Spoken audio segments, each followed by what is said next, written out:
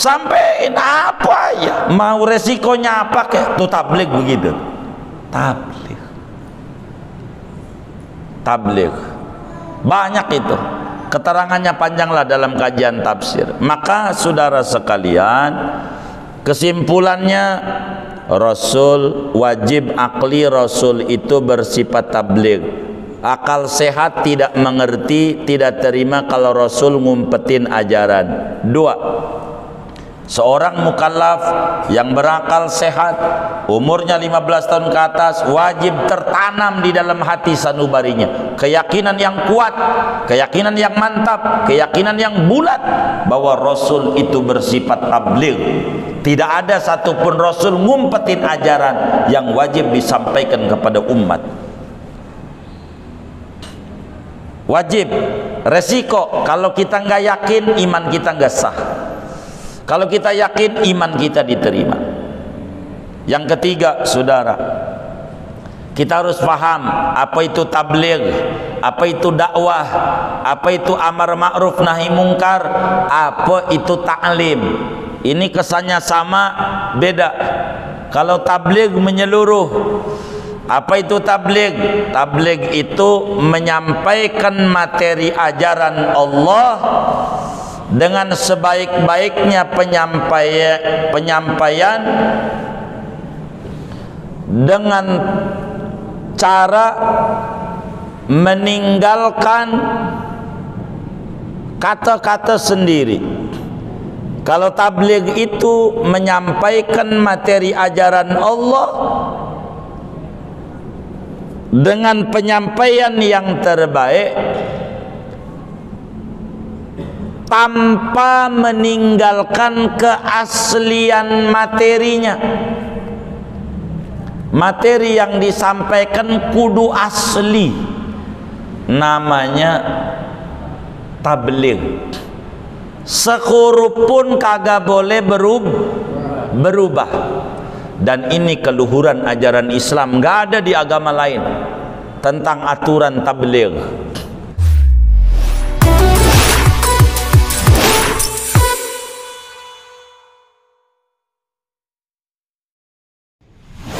Bismillahirrahmanirrahim. Wad dalilu ala dzalika law annahum katamu syai'an mimma umiru bitablighihi la umirna bil kitman.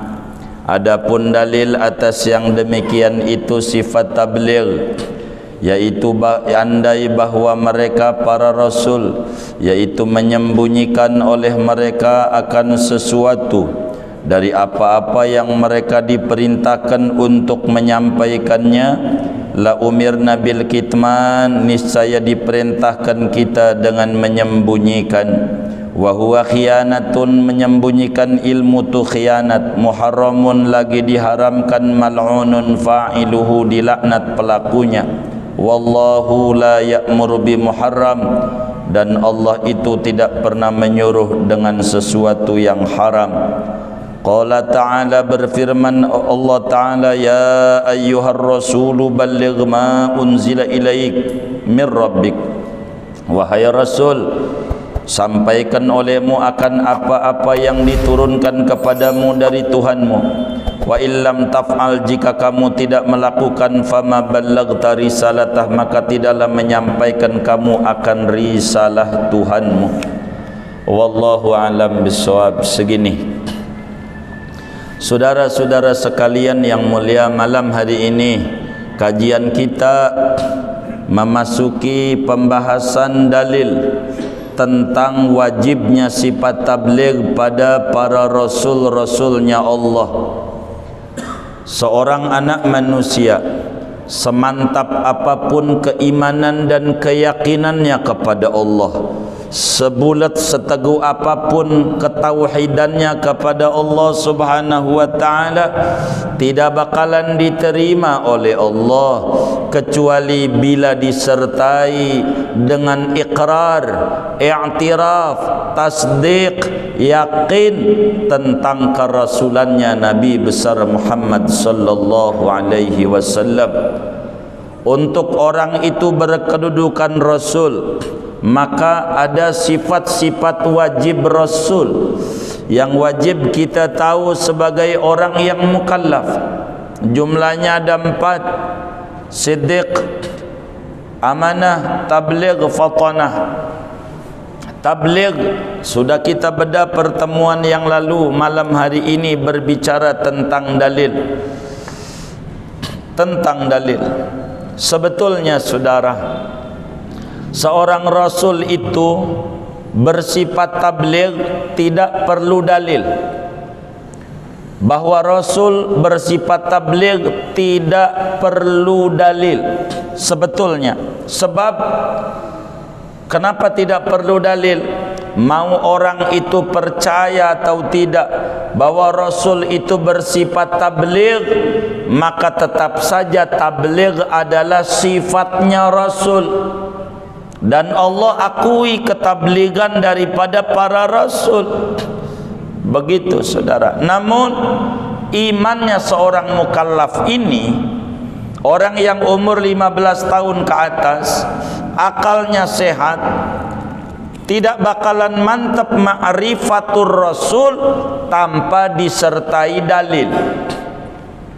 Agar supaya mantap, kita harus ada dalil. Islam itu apa aja ada dalil. Dan ini kehebatannya, kudu ada bukti. Supaya apa? Supaya mantap. Dalil ada 2. Pertama lewat jalur al-aqlus salim. Yang kedua dalilnya an-nassus sahih. Pertama dalil itu menggunakan logika sehat. Yang kedua menurut Al-Quran dan hadis. Kenapa dalil pakai akal? Sebab sasarannya 2. Untuk non muslim supaya paham tentang Rasul, dan kedua untuk muslim yang imannya lemah supaya mantap imannya. Kenapa dalil Al-Quran? Bagi muslim supaya dia tambah mantap. Kalau Al-Quran sudah bilang, yang dijelaskan dzalikal kitab la raiba fi. Bila sudah pakai Al-Quran, pakai hadis Nabi, maka kemudian itu mantap keimanan bahwa Rasul benar-benar bersifat tabligh.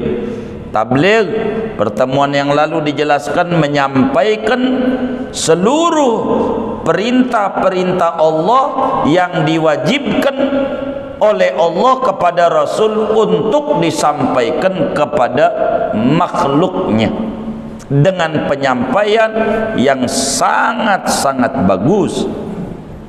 Mana dalilnya? Dalilnya pakai logika terbalik dengan menggunakan lau imtinaiyah, andai-andai, sebuah kemustahilan.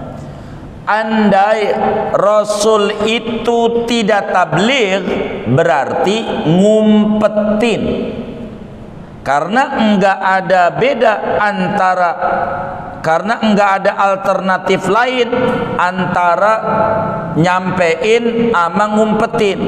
Kalau enggak nyampein berarti ngumpetin. Kalau dia ngumpetin berarti enggak nyampein. Nyampeinnya separoh, itu juga tidak nyampein. Begitu. Biasa ada titipan, nyerap dulu separoh, turun. Ini namanya tidak nyampein. Tabligh itu begitu saudara. Maka kandai Rasul tidak punya tabligh, berarti sifatnya ngumpetin. Ngumpetin ajaran-ajaran yang wajib disampaikan. Nah, andai Rasul itu ngumpetin ajaran, tidak nyampein ajaran, maka kita tentu diperintah oleh agama untuk ngumpetin juga. Andai Rasul ngumpetin, maka kita diwajibkan juga untuk ngumpetin. Kenapa? Karena Allah Subhanahu wa ta'ala wajibkan kita untuk mengikuti, mentauladani Rasul. Dan Andai kita diperintahkan mengumpetkan ilmu, mengumpetkan ajaran, kita ngumpetinnya enggak benar. Enggak benar. Namanya khianat. Begitu, dilarang. Maka bila kita dilarang, maka Rasul ngumpetin ilmu juga dilarang. Tidak benar, mustahil. Wong kita juga diperintah jangan ngumpetin karena kita ikut Rasul lah. Berarti kita dilarang, berarti Rasul juga dilarang ngumpetin. Bila ngumpetin dilarang, berarti yang ada nyampein itu bahasa Arabnya tabligh, dan itu yang kita cari dalilnya. Rasul tuh nyampein semua ajaran yang wajib untuk disampaikan. Sebab dalam pribadi Rasul tuh berbicara tabligh ada 3. Ada yang wajib disampaikan kepada manusia. 2, ada yang wajib diumpetin, enggak boleh disampaikan sama manusia, di antara rahasia-rahasia perjalanan ketuhanan. 3, ada yang diserahkan nama Rasul, boleh disampaikan, boleh tidak. Nah, tabligh ini yang diwajibkan, wajib menyampaikan seluruh yang diperintahkan untuk disampaikan. Kalau nggak nyampein namanya ngumpetin ilmu aja dilarang. Bagaimana Al-Quran menyatakan pada surat Al-Baqarah ayat 159, bagaimana Allah mencela ahlul kitab yang banyak ngumpetin ajaran. Kata Allah, innalladzina yaktumuna ma anzalna minal bayyinati wal huda min ba'di ma bayyannahu linnas fil kitab ulaika yal'anuhumullah wa yal'anuhumul la'inun. Kata Allah, sesungguhnya orang-orang yang tukang ngumpetin apa-apa yang kami turunkan dari keterangan-keterangan dan petunjuk sesudah kami jelaskan pada manusia di dalam Alkitab, mereka ahlul kitab ngumpetin ajaran. Ciri-ciri Nabi Muhammad, menyembunyikan ajaran siapa Nabi Muhammad sebenarnya dalam kitab mereka. Ulaika yal'anuhumullah, mereka dilaknat oleh Allah, dan orang-orang pun juga banyak melaknat karena sikapnya tidak benar ngumpetin ajaran. Itu dicela. Bahkan dalam hadisnya Kanjeng Nabi besar Muhammad sallallahu alaihi wasallam menyatakan, man katamal ilma fa alaihi laknatullah. Siapa orang yang ngumpetin ilmu, maka dia dilaknat oleh Allah. Bahkan dalam hadis yang lain Nabi menyampaikan, ballighu anni walau ayah. Tabligh walaupun satu ayat. Itu menunjukkan tabligh itu adalah sifat yang melekat pada Rasul. Mana dalil Qur'annya lagi bahwa Rasul itu bersifat tabligh? Pada surat Al-Maidah ayat 67, Allah Subhanahu wa taala berfirman, ya ayyuhar rasul balligh ma unzila ilaika min rabbik fa illam taf'al fama ballaghta risalatah. Wahai sang Rasul, tablighkan, sampaikan apapun yang diturunkan kepadamu dari Tuhanmu. Kalau kagak disampaikan, enggak dikerjain, maka engkau belum tabligh namanya. Maka baligh namanya perintah dari Allah kepada Rasul untuk menyampaikan ajaran, dan perintahnya wajib. Dan kita sudah pahami bahwa Rasul tidak pernah khianat pada ngaji sifat amanah, tidak pernah melanggar ngerjain yang dilarang. Maka dari sana kita udah paham bahwa Rasul itu bersifat tabligh. Ngumpetin ajaran nggak boleh, nggak boleh. Rasul itu sifat tabligh. Banyak dalil-dalil Al-Quran yang menyinggung tentang pribadi Rasul, tentang tabligh. Di juz amma tuh, abasa wa tawallah an ja'ahul a'ma. Abasa wa tawalla, cemberut dan melengos ketika datang orang yang buta. Tuh, Nabi diingetin, ada Ibnu Ummi Maktum datang, abasa wa tawalla. Ini kalau kita orang, kita diomelin bini, mau didongengin sama temen nggak? Kalau bininya kalau di rumah ngomel-ngomel, kagak. Kalau ditunjukin nama orang, gua jagoan, padahal di rumah tuh baik mak, begitu, kayak begitu, luar biasa, begitu. Itu sampai kayak begitu. Banyak. Mana lagi di antaranya? Di surat apa ya? Ahzab kali ya. Falamma qada Zaidum minha wataran zawwajnakaha. Itu bagaimana itu? Rasulullah punya anak angkat namanya Zaid bin Harisah, nikah sama Siti Zainab, seorang perempuan Quraisy, anak angkatnya Nabi, nikah sama dia, Siti Zainab. Ketika itu tidak harmonis rumah tangganya karena berbeda kelas kala itu. Mantan budak ini, anak angkat. Tapi dalam zaman dulu anak angkat itu sebelum Islam ini datang kayak anak kandung, dapat warisan dan segalanya, percis kayak anak kandung. Begitu. Maka Rasulullah datang diluruskan tentang anak angkat. Maka kemudian itu cerai Zaid bin Harisah dengan bininya Zainab. Maka Rasulullah SAW diperintah Allah untuk menikahi mantan istri anak angkatnya. Disuruh oleh Allah untuk nikahin mantan istri, jadi mantu angkat, mantu ya, mantu angkat, suruh nikahin. Nabi mikir, kalau dinikahin bagaimana? Apa kata dunia? Begitu. Kau nikahin ama bekas anak angkat aja, nikahin mantu angkat, begitu. Nabi, tapi karena wajib tabligh, enggak mau pikirin kalau orang tabligh tuh mau komentar orang apa kek, urusan dia.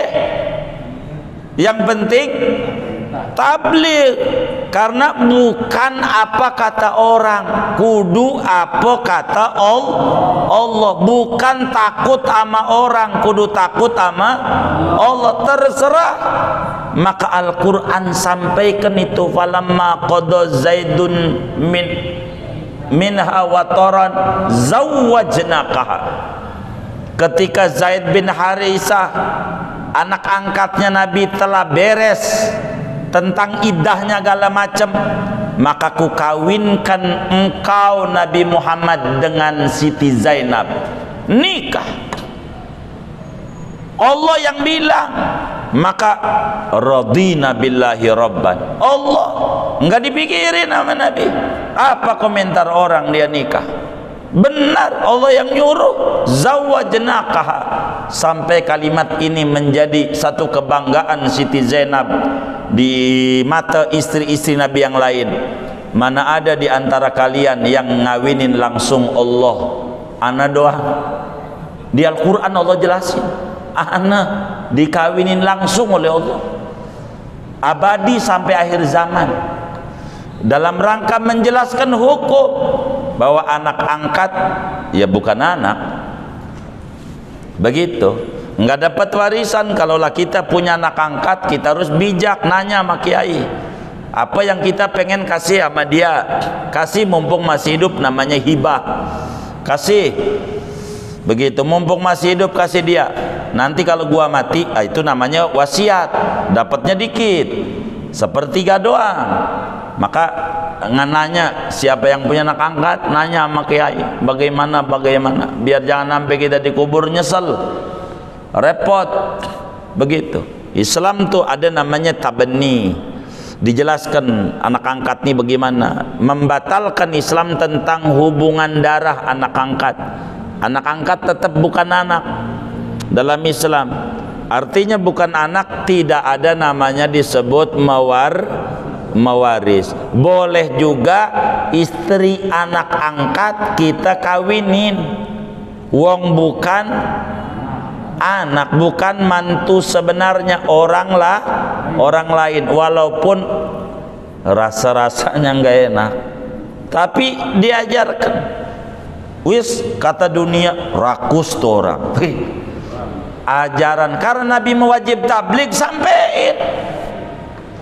sampein apa ya, mau resikonya apa kayak tuh tabligh begitu. Tabligh banyak itu, keterangannya panjanglah dalam kajian tafsir. Maka saudara sekalian, kesimpulannya Rasul wajib akli, Rasul itu bersifat tabligh. Akal sehat tidak mengerti, tidak terima kalau Rasul ngumpetin ajaran. 2, seorang mukallaf yang berakal sehat, umurnya 15 tahun ke atas, wajib tertanam di dalam hati sanubarinya keyakinan yang kuat, keyakinan yang mantap, keyakinan yang bulat bahwa Rasul itu bersifat tabligh. Tidak ada satupun Rasul ngumpetin ajaran yang wajib disampaikan kepada umat. Wajib, resiko kalau kita nggak yakin, iman kita nggak sah. Kalau kita yakin, iman kita diterima. Yang ketiga, saudara, kita harus paham apa itu tabligh, apa itu dakwah, apa itu amar ma'ruf nahi mungkar, apa itu ta'lim. Ini kesannya sama, beda. Kalau tabligh menyeluruh. Apa itu tabligh? Tabligh itu menyampaikan materi ajaran Allah dengan sebaik-baiknya penyampaian dengan cara meninggalkan kata-kata sendiri. Kalau tabligh itu menyampaikan materi ajaran Allah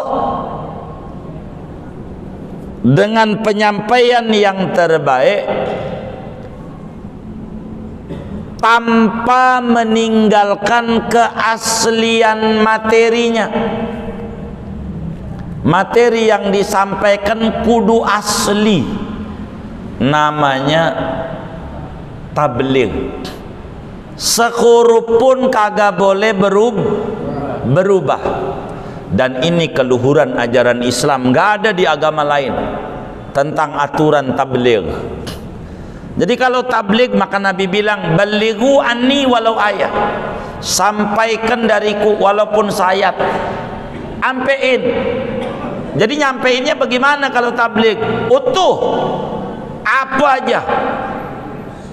Sampai dalam hadis yang sahih Nabi bilang, naddarallahu mro'an sami'a maqalati fawa'aha wa addaha kama sami'a.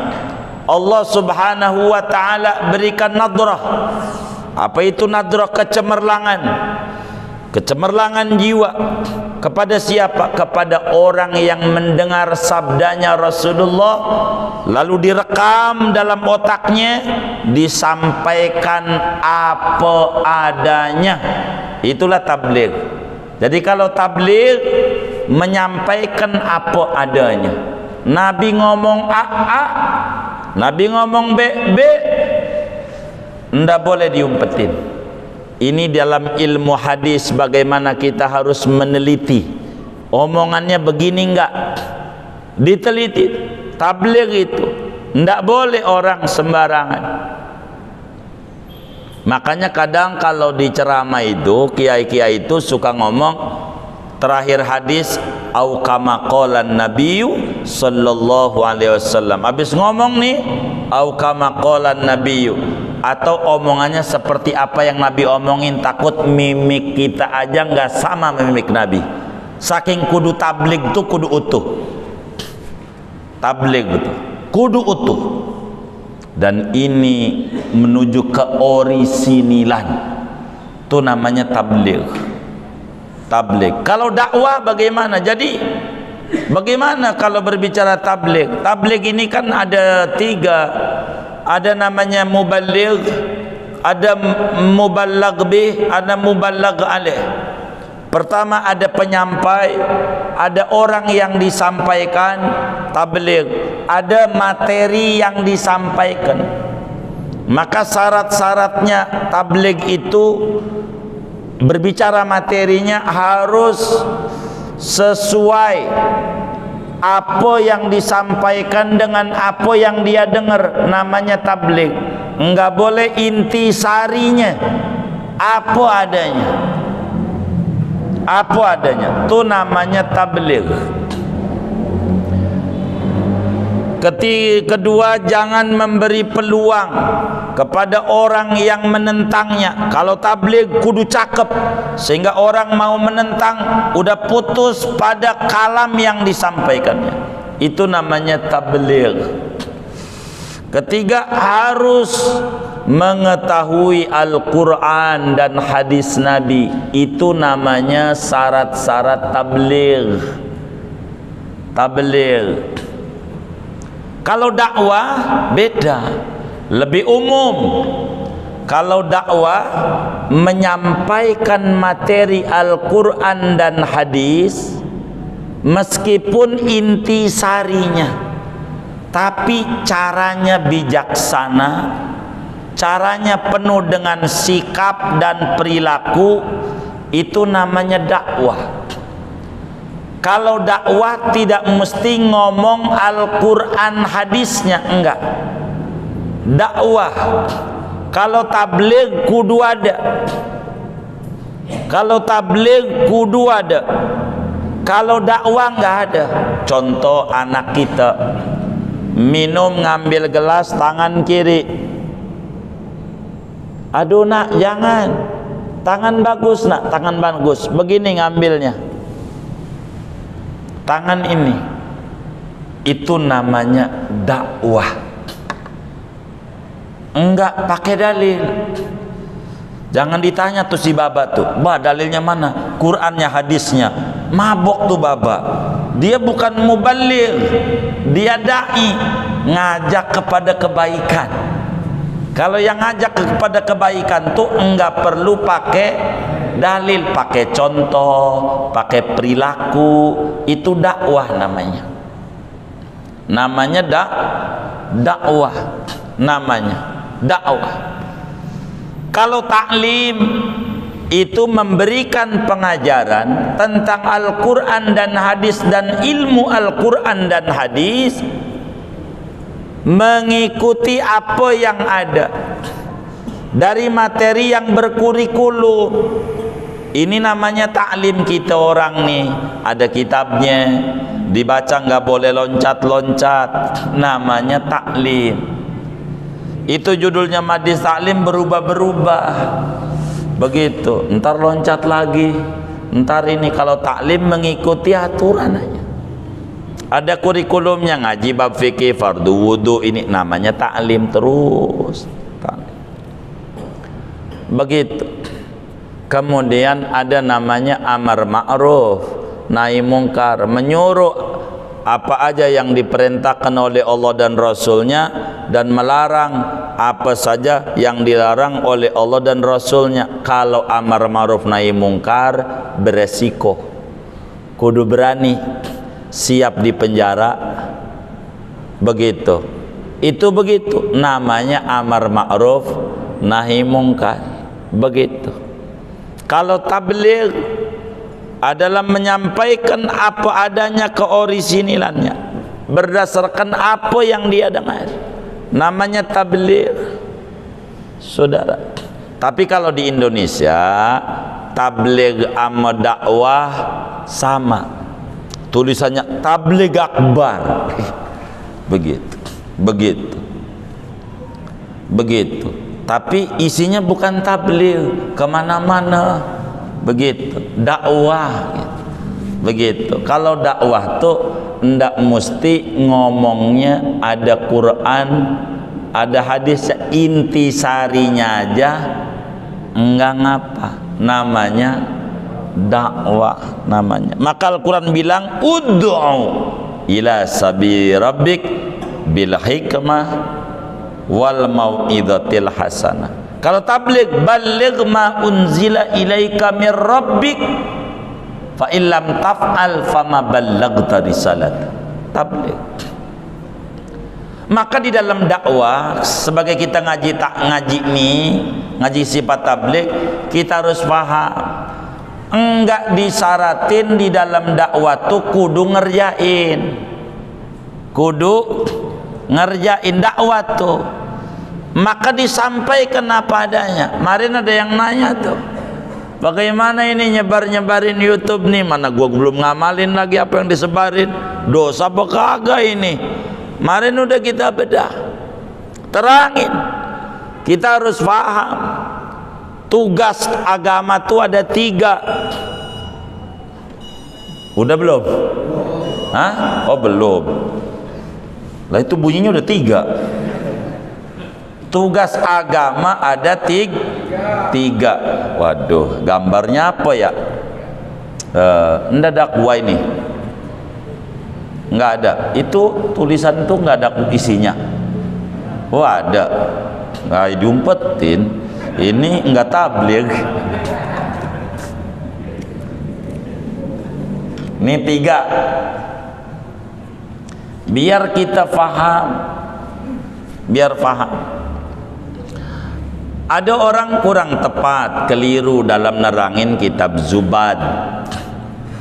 Di kitab Zubad Ibnu Ruslan menyatakan fa'alimun bi ilmihi lam ya'malan mu'adzabun min qabli ubadil wasan. Maka orang alim yang tidak mengamalkan ilmunya, yaitu disiksa lebih dulu dibanding penyembah berhala. Orang alim yang kagak ngamalin ilmunya disiksa duluan dibanding penyembah berhala. Ringan apa berat? Ringan apa berat? Berat. Baik, biar siapa itu yang ngajarin bilang berat itu? Ringan. Ringan apa berat? Yang benar nih. Nih kita dandanin biar kita benar, biar paham. Tugas kita ada 3. Tugas kita dalam dakwah ada 3. Ini ngamalin tabligh. 1, ngajak orang untuk Islam, kudu jadi muslim. Itu 1, kudu jadi muslim. 2, kudu menuntut ilmu, kudu ngaji. 3, kudu ngamalin ilmu, kudu ngamalin ilmu. Pertama apa? Muslim, masuk Islam. 2, ngaji, belajar, menuntut ilmu. 3, ngamalin ilmu. Ini penyembah berhala. Kesalahannya berapa? Ini penyembah berhala. Ini orang penyembah berhala. Ini dari 3 kewajiban mana yang udah dikerjakan? Enggak ada. Berarti kesalahannya berapa? 3, penyembah berhala. 3. Apa kesalahannya? Tidak muslim, tidak menuntut ilmu, tidak ngamalin ilmu. 3. Ada orang alim tidak ngamalin ilmu, kesalahannya berapa? Ini yang benar nih. Kesalahannya berapa? Hah? Apaan? Enggak ngamalin. Islam udah belum? Ngaji? Udah. Ngamalin? Enggak. Jadi kesalahannya berapa? 1. Ini 2, ya kan? Udah. Kesalahannya 1. Yang kesalahannya 1 sama kesalahannya 3, berat mana? Berat 3. Kenapa berat 3? Pelanggarannya 3. Maka kata kitab Zubad, orang alim yang tidak ngamalin ilmu disiksa lebih dulu sebelum penyembah berhala. Ringan apa berat? Ringan.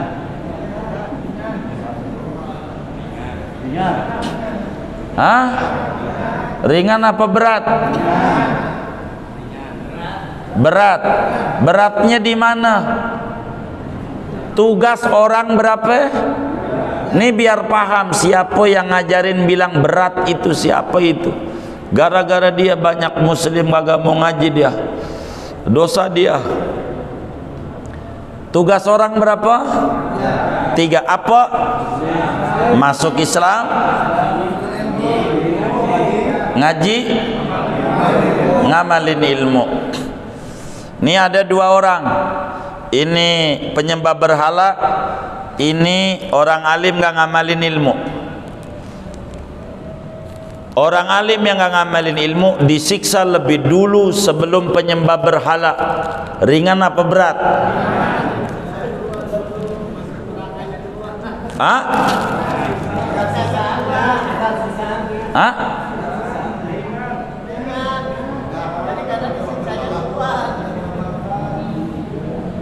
Loh,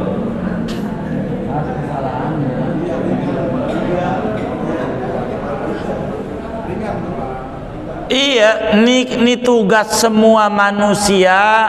3. 1 Islam, 2 ngaji, 3 ngamalin ilmu. 3. Ini penyembah berhala, mana yang belum diamalin?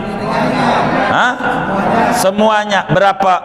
3. Jadi pelanggarannya berapa? 3. Ini orang alim gak ngamalin ilmu, mana yang belum diamalin? Yang belum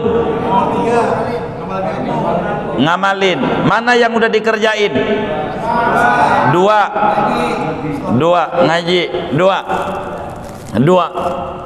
Maka kesalahan ini sama kesalahan si alim, berat mana? Hah? Berat mana? Hah? Ini biar bener otaknya ini. Siapa yang ngajarin itu? Jubatnya denger doang, jangan-jangan gak ngaji nih. Jadi mana ini yang berat? Kenapa penyembah berhala berat? Kesalahannya 3. Kalau si alim kesalahannya 1. Yang salah 3 sama salah 1, berat mana? Berat 3. Orang alim yang tidak ngamalin ilmu disiksa lebih dulu daripada penyembah berhala. Ringan apa berat? Kenapa? Kesalahannya tuh gara-gara orang nyampein berat. Ini siapa ini yang awal kali bilang berat ini? Maka muncul ada orang, gua mau gak ngaji, gua ngeri, takut disiksanya berat, gua mau gak mau ngaji. Sebab kalau nanti ngaji, kalau tahu, kalau nggak ngamalin berat. Begitu. Maka orang enggak ngaji ama yang ngaji enggak ngamalin, berat mana? Hah? Kenapa? Kesalahannya hah? Berapa? 2. Apa? Enggak ngaji, enggak ngamalin. Gimana mau ngamalin mau kagak ngaji? Makanya wa kulluman bi ghairi ilmin ya'malu, lanjutannya orang yang ngamalin nggak ada ilmu nggak diterima. Mananya syarat kudu ngamalin kudu ngaji. Ada orang bodoh sama orang pinter, kesalahannya di akhiratnya disiksa lebih dulu mana? Orang pinter. Saking apanya? Saking apanya? Saking berat apa saking ringan? Hah? Ini biar melek nih, biar melek. Jangan sampai kitab Zubad itu ada yang salah ngajarin. Begitu. Nih saya bedain. Hah? Dua, kan kita udah muslim. Hah? Kita udah muslim. Tugas kita dua. Thalabul ilmi, ngaji bahasa kitanya. Dua, ngamalin. Semua orang ngaji, ngamalin. Nih, ada dua orang. Ini sama ini. Ini nggak ngaji. Ini ngaji nggak ngamalin. Di akhiratnya disiksa berat mana? Hah? Kenapa? Kenapa berat? Pelanggarannya dua. Kenapa nih yang alim diduluin? Ringan. Pelanggarannya atu, enggak ngamalin. Gara-gara yang nerangin berat, no berat. Maka ada orang, mending gua ada nggak ngaji, ngeri. Kalau ngaji itu berat. Justru dengan nggak ngaji pelanggarannya berat. Dua, satu kagak ngaji, dua kagak ngamalin. Masa yang kesalahannya dua maka kesalahan satu, beratan yang satu? Begitu? Enggak begitu, enggak. Itu cuman ada yang nyampein siapa itu. Makanya banyak muslim ogah ngaji. Kalau ajak ngaji, gua ngeri, takut nggak bisa ngamalin. Hah? Ada nggak yang bilang begitu tuh? Oh, nggak ngaji. Lo dari ngaji itu, kita nih ngaji nih, belum ngamalin ngaji, belum ngamalin, belum ngaji, sudah satu kewajiban gugur, tinggal atu lagi ngamalin. Kalau kita, kata saya, gua mau ngeri, mendingan gak ngaji. Sebab ngeri, takut nggak bisa ngamalin, gua nggak mau ngaji. Itu kalimat begitu bener apa salah? Salah.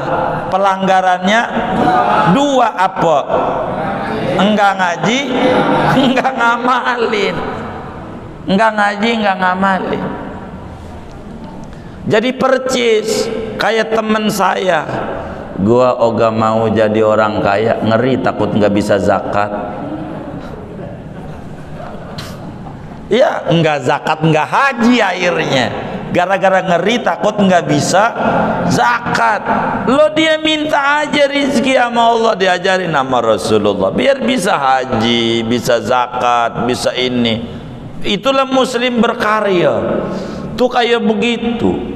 Jadi mendingan mendingan enggak ngaji dah, itu aja nongkrong aja ngeri, takut nggak bisa ngamalin. Jadi yang ono ada kalimat kabura maktan indallah antaqulu ma la taf'alun. Besar murkanya di mata Allah ngucapin tidak mengerjakan. Antaqulu ma la taf'alun. Itu doang tuh yang diomelin. Kalau kita kagak ngaji, ngelanggar ayat yang satu, fas'alu ahla dzikri in kuntum la ta'lamun. Ngaji kalau kita belum tahu. Kalau ini, yang ini nggak diomelin karena tinggal atu ngamalin. Maka kemudian sahabat Nabi menjelaskan kepada kita, bertanya kepada kanjeng Nabi Muhammad sallallahu alaihi wasallam, Nabi, bagaimana hadis nih banyak yang saya udah dengar dari engkau belum ngamalin, nyuruh orang enggak? Kata Nabi, muru wa illam taf'alu wantahu wanhau wa illam tantahu. Suruh orang berbuat baik walaupun kita belum berbuat baik. Larang orang berbuat jahat walaupun kita masih berbuat jahat. Kata Imam Hasan Basri radhiyallahu ta'ala an, seorang tabi'in besar, kalau kudu dakwah tuh kudu nggak ada dosa, maka nggak ada yang dakwah kecuali Nabi doang. Begitu namanya kita mau pendosa, ada aja dosanya manusia mah. maka pengen bersih dari dosa, ya nggak bisa, manusia mah tempatnya salah. Maka walaupun kita dapat tahu alif atu, ajarin nama orang, bang jangan begitu, gua udah dengar dari majelis, jangan begitu, begitu gua dengar, itu namanya dakwah. Sampai ini yang kita dapat ganjaran. Walaupun kita masih mabok, sama teman kita yang mabok, bang berhenti, begitu, jangan, supaya gugur satu, dakwah. Begitu cara kita dalam Islam ini, biar benar beragama, kayak begitu caranya. Bisa jadi gara-gara kita dengan pola-pola kita, orang jadi nurut. Nah, jadi baik, itu bagus, namanya dakwah. Kita bisa tahlil, mimpin tahlil, jangan enggak. Suruh mimpin tahlil, gua ora bisa, jangan belajar.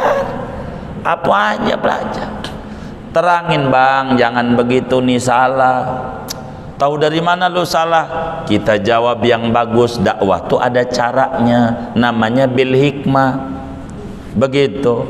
Lu ngaji, coba baca nih kitabnya, baca. Jawab yang bagus. Begini, bang, masalahnya saya enggak pakai kacamata. Kalau pakai kacamata saya bisa. Gitu. Maka teman kita dimodalin beli kacamata di Trias Optik, beli kacamata, dia paranin kita, nih kacamata, baca. Kan udah saya bilang, kalau baca kitab enggak bisa, kalau pakai kacamata saya bisa, timbang make doang. Make kacamata saya bisa, adapun baca mah ya kagak.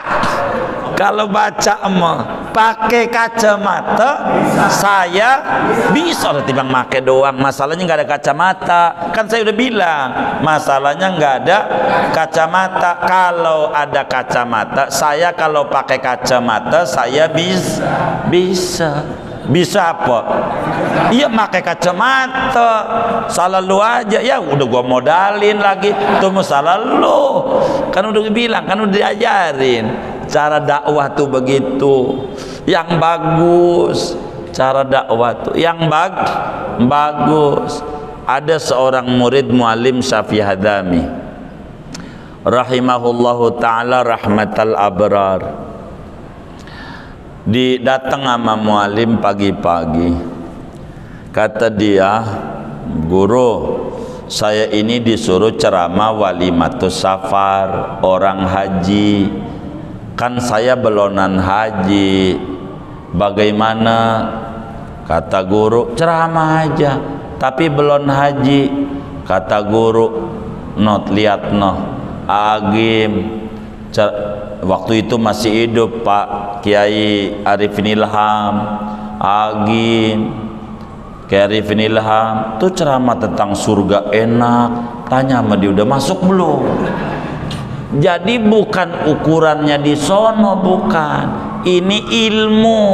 Anda punya ilmu tentang haji, duit buat berangkat enggak ada. Dia duit ada, ilmu enggak ada. Anda ajarin ilmu. Minta ilmu enggak kudu begitu. Kita bujangan suruh ceramah tentang nikah. Bagaimana ceramah aja? Enggak perlu kudu nikah dulu. Yang ceramah tentang surga juga enggak ada yang masuk surga, udah masuk kecuali Nabi. Kita dapat data ilmu dari Nabi, surga tuh enak. Nabi enggak pernah bohong, sampaikan. Tuh begitu, enggak mesti kudu masuk surga. Ini nyampe apa kagak tahlilan ini? Ntar nunggu gua mati dulu ya. Kalau udah gua mati baru gua sampein. Begitu. Ini bukan begitu. Maka walaupun saudara enggak dagang, punya ilmu dagang, ajarin. Itulah para dosen-dosen tuh di kampus, dosen ekonomi, kiat-kiat bisnis sukses. Ya Allah, masih naik Gojek, muridnya Alphard, Mercy, banyak. Tanya Pak dosen UI ini, banyak nggak? Banyak. Ini bagaimana? Dia ilmunya ekonomi, katanya sarjana ekonomi, SE, MM, MBA, begitu. Apalagi ya doktor, begitu. Tapi naik bajai, ya itu bukan kaitan dengan ilmu ekonomi. Begitu, dia kan dapat ilmunya, bukan pelaku ekonomi, punya ilmu ekonomi, bukan pelaku. Beda. Dan Allah tuh kalau mau ngasih kaya, ngasih ini bukan karena ilmu, begitu, bukan. Kalau karena ilmu, maka yang doktor kudu kaya lah. Kita SD aja kagak lulus, jualan barang rongsokan, besi tua, besi muda nggak punya, besi tua, rumahnya bagus, mentereng, ini sekolah nggak. Emang rezeki mau bukan karena sekolah, karena kemurahan Allah rezeki mau, begitu. Jadi kalau pengen untung, dagang, begitu rumusnya. Itu ilmu namanya. Jadi apa kayak yang saudara bisa sampaikan, saudara bisa bengkel, ada orang nanya, bang bagaimana ini, ajarin. Itu juga dakwah, nyampein ilmu, ganjaran, manfaat. Saudara bisa masak, ajarin. Saudara bisa tahlil, ajarin. Jangan itu ada orang pengen belajar tahlil, bang ajarin saya tahlil ya, kagak bisa, ntar lu saingan gua lagi, saingan gua kalau lu bisa. Ya kagak, ajarin aja, apa aja ajarin, begitu ajarin. Kenapa? Manfaat, enak.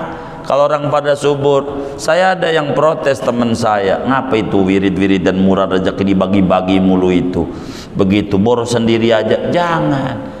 Jadi kalau punya teman-teman tuh pada subur, enak, kita ngelihatnya enak, bertemannya aja enak, begitu.